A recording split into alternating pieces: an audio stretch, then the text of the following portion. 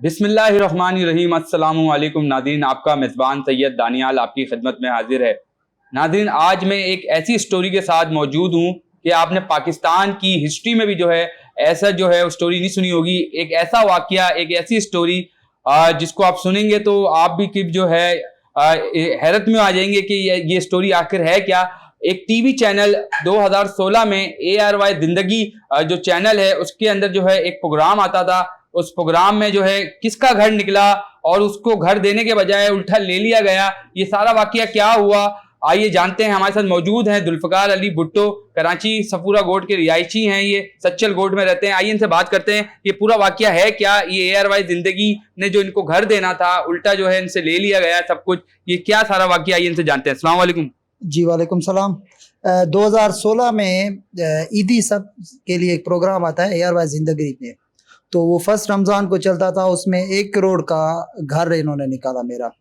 तो उसके बाद उन्होंने मुझे कॉल की, फिर इनके न्यूज़ चैनल वाले। अच्छा जुल्फिकार भाई, पूरा वाकया बताएं शुरू से। 2014 में आपका कहना था कि मैंने जो है वो सोना खरीदा अपनी वाइफ के साथ जाके, ये पूरा वाकया बताएं शुरू से। ये वाकया स्टार्ट कैसे हुआ ये सारा?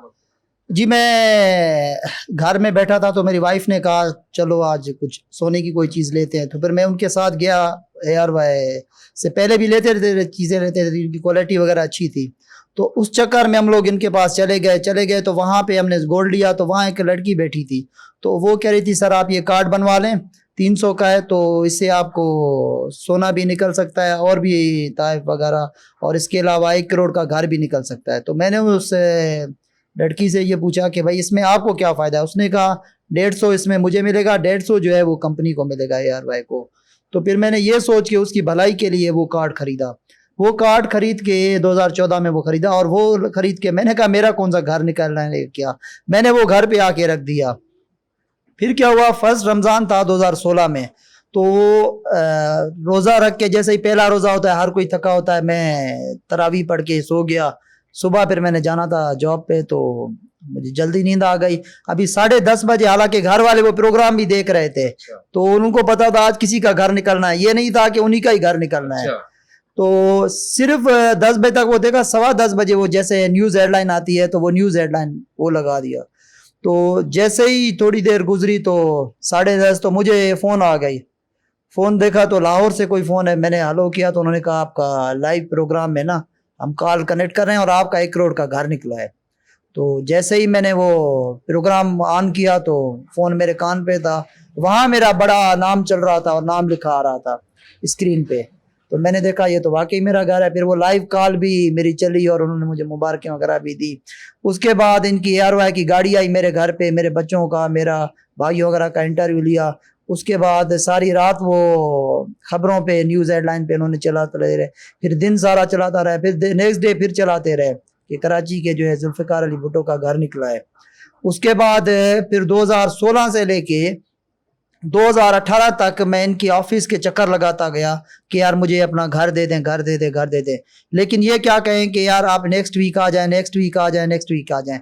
वहाँ पे सबसे पहले मेरी मुलाकात हुई यूसुफ सोनी साहब, जो इनके दामाद भी हैं, ARY वालों के, हाजी रज़ाक के हैं, याकूब है, मुझे वो पता नहीं है, लेकिन उनके। तो उसके बाद आसिम कुरैशी साहब हैं, वो ARY के डायरेक्टर भी थे, और उनके पास फिर चक्कर लगाता रहा।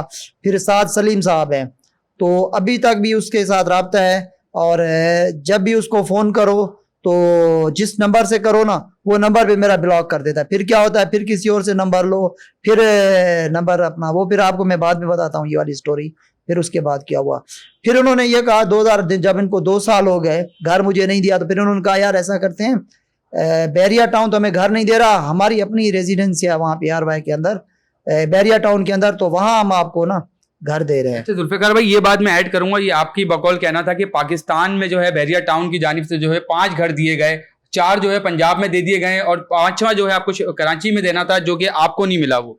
जी बिल्कुल, आप सही कह रहे हैं।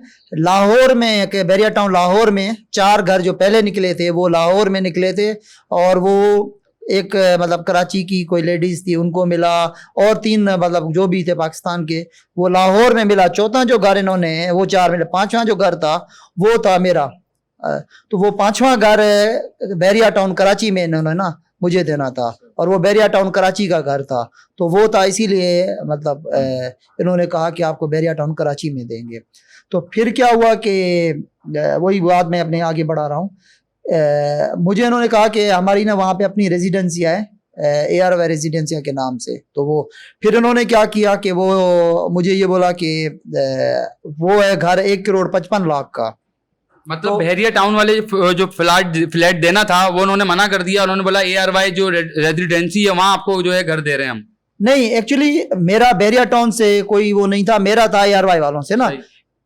ARY वालों ने बैरिया टाउन से घर लेना था। फिर इनके जो साद सलीम साहब है उन्होंने मुझे ये बताया कि जो हमें बैरिया टाउन ने घर देना था तो वो तो हमें उन्होंने घर दे दिया है, लेकिन आपको ये लोग हैंड ओवर नहीं कर रहे, हमें पता नहीं है क्यों नहीं कर रहे।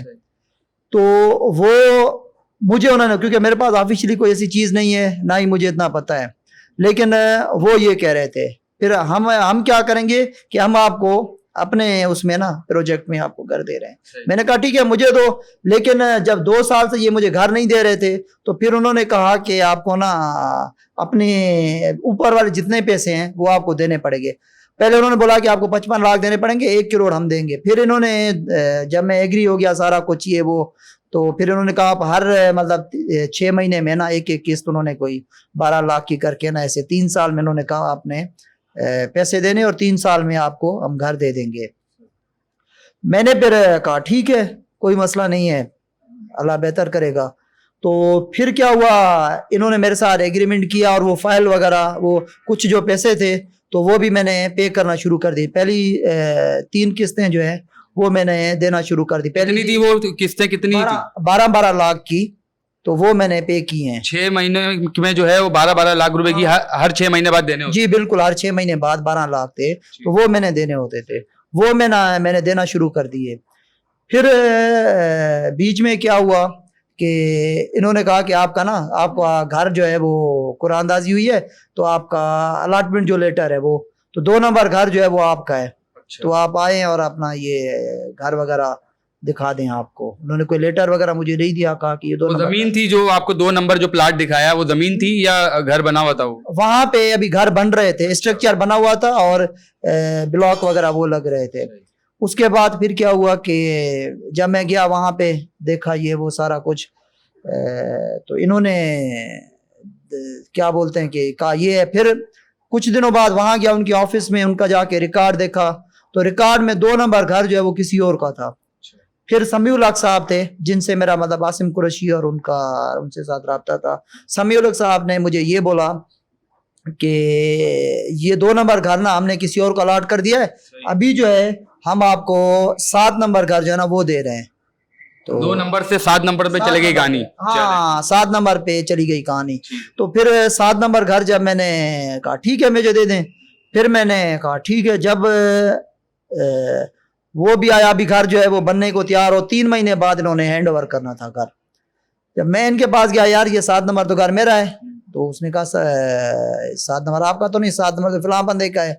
फिर इनके साथ सलीम साहब से बात किया तो मैंने कहा यार ये घर तो मेरा था, आपने उसको क्यों?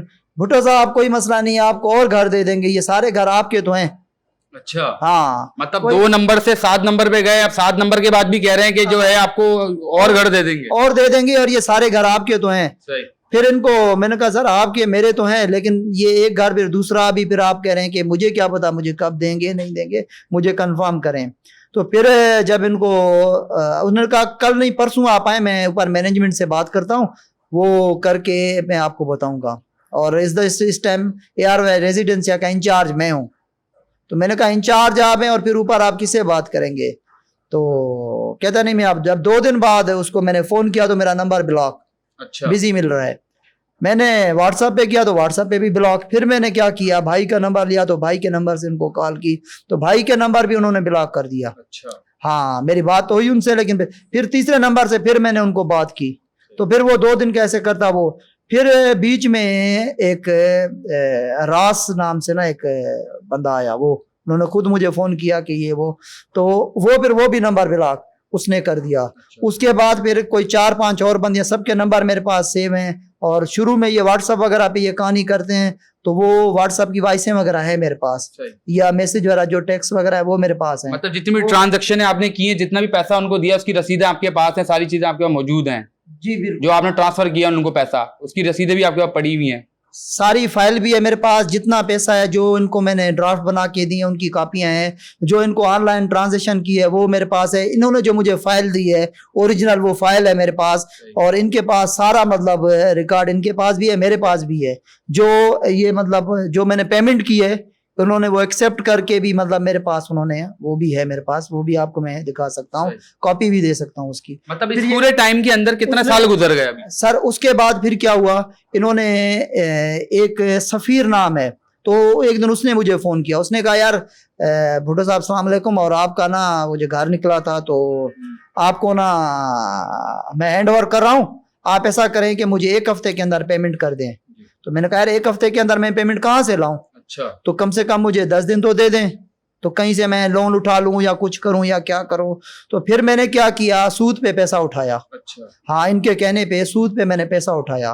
तो फिर वो सूद पे पैसा लेके अपना मैंने इनकी इसके पास ले गया, मैंने कहा ये, इसने कहा यार आप ऐसा करें कि 2 दिन ना आप रुक जाएं, मुझे एक एप्लीकेशन लिख दें कि आपके 2 किस्तें रह गई हैं अभी। अच्छा। सिर्फ 2, तो 2 किस्तें आप जो है ना बाद में, पहले एक दफा मैं बात कर लूं, कंफर्म कर लूं कि आपको घर नंबर जो है ना वो अलॉट। मैंने कहा पहले तो उन्होंने कहा मुझे ये पैसे दे दें और घर आपको देते रहेंगे। तो जब इनको मैंने ये बोला कि यार अपना नहीं पहले मुझे घर नंबर दो, तो इन्होंने कहा नहीं घर आपको ऐसे तो नहीं देंगे। अभी क्या है कि बैरी जो इस घर की कीमत है वो है 2 करोड़ 25 लाख, तो आपको जो है 2 करोड़ 25 लाख रुपया देना पड़ेगा। तो मैंने कहा यार जिसने 60% या 70% पेमेंट की है तो उनको आपने घर अलॉट भी कर दिए हैं, जिन्होंने 80% पेमेंट की है तो वो घरों में रह रहे हैं, उनको आपने चाबियां तक दे दी हैं।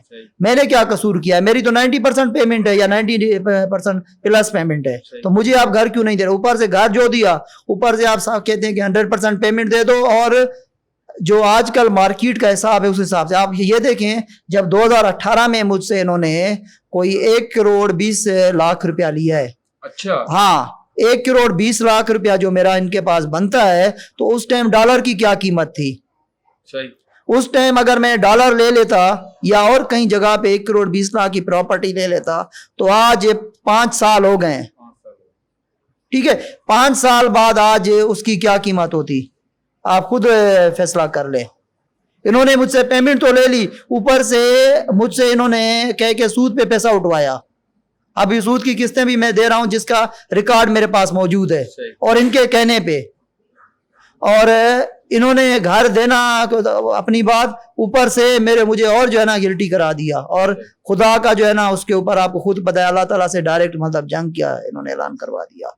और ये घर देने के बजाय अभी मुझे कहते हैं कि सूद भी वहां मुझे देना पड़ रहा है, और ऊपर से ये कह रहे हैं कि एक्स्ट्रा पैसे दें, और बनिस्बत के वो मुझे पैसे घर देते या कुछ या क्या, अभी मुझे कहते हैं कि आप और पैसे दें, और घर का नाम भी नहीं है इसके। जब ये सारी चीजें हुई मेरे साथ तो फिर मैं कोर्ट में चला गया, और वहां जाके मैंने पिटीशन दाखिल की है। कौन से कोर्ट गए, किस कोर्ट से राब्ता किया? सबसे पहले मैं 1.5 महीना पहले सिटी कोर्ट में गया। अच्छा।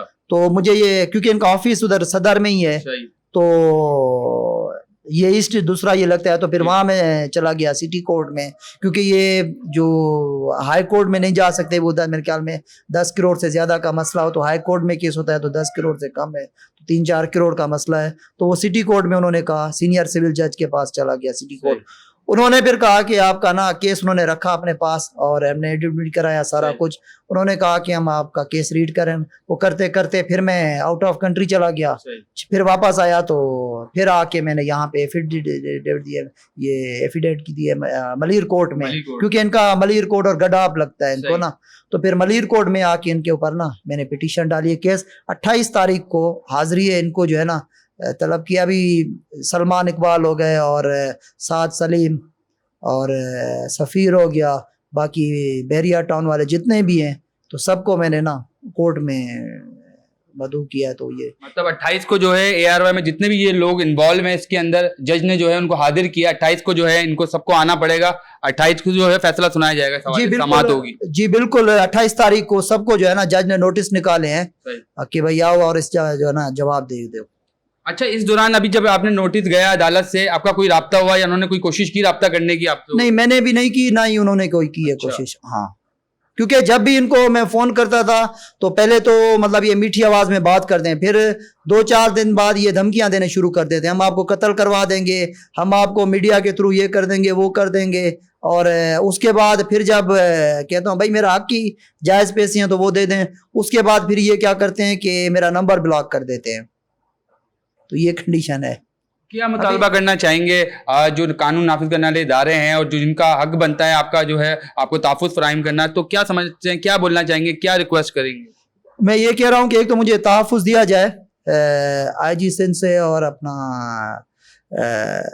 DIG कराची से, वज़ीर आला सिंध से, और दूसरा ये है जितने भी मीडिया वाले हैं वो हेल्प करें, और ताकि इन जैसे चोरों और लुटेरों को जो है सबके सामने जो है ना इनका पता चलना चाहिए कि ये किस तरह लोगों के साथ फ्रॉड करते हैं। ऊपर से कोई चीज़ देने के बजाय ऊपर से लोगों से ये लेते हैं, लोग खुश होते हैं कि यार उनको इनाम या ऐसी चीज़ें मिलते हैं। अभी आप ये देखें कि मेरे कितने दोस्त हैं, जब भी कोई मुझे, सिर्फ यहाँ नहीं है, पाकिस्तान में नहीं है, पूरी दुनिया में और सारी दुनिया में लोगों को पता है कि यार इसका घर निकला, हर टाइम मुझसे ये बात करते हैं।